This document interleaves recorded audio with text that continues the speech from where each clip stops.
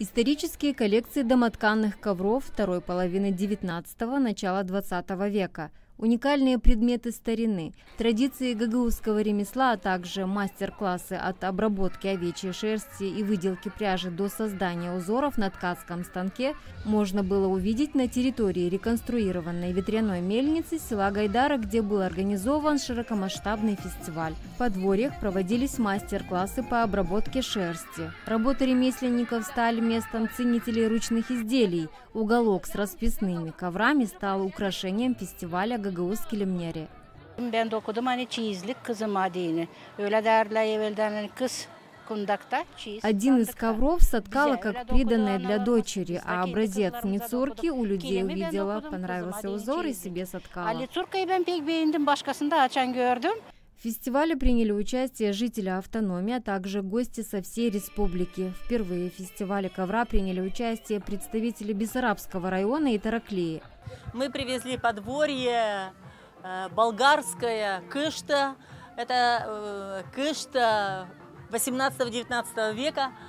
Посмотрите, пожалуйста, что здесь в нем расположено. То есть обязательно в комнате присутствует кровать. Кровать, на которой спал муж и жена. Возле кровати стоят у них их обувь, то есть она называется на болгарском языке царвули. Естественно, здесь висят костюмы, мужской костюм и женский костюм. Далее вы видите здесь люльку, в которой спит лялька.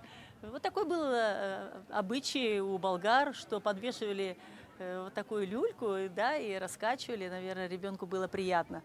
Глава автономии Ирина Влах выразила признательность за вклад в сохранение культурного наследия гагаузского народа. Она также подчеркнула значимость ковроделия в истории гагаузов. Качество и все наши традиции – это наш национальный код, и это наша история, которую нам надо передавать. Поэтому наша открытость и наше желание, чтобы вся страна знала о наших традициях, проходит благодаря всем этим мероприятиям. Поэтому я благодарю всех гостей, которые приехали сегодня.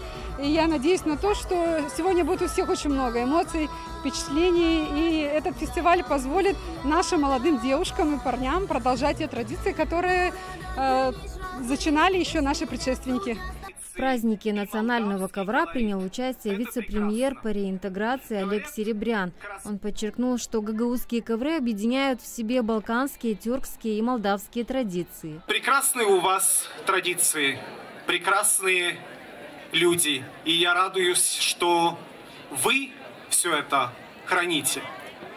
Я говорил как-то госпоже Влах, моей коллеге по правительству, что гагаузский язык, по-моему, теряет как-то силу. Сегодня, вот я сказал Ирине Федоровне, все говорят по-гагаузски. Это очень хорошо. Значит, язык жив, культура жива. Мы должны сделать все для того, чтобы это огромное культурное наследство гагаузского народа сохранилось. В рамках фестиваля был организован концерт артистов и национальных коллективов Гагаузии. Светлана Димитрогла, Влад Табачук, Мария Казаку. Новости ГРТ.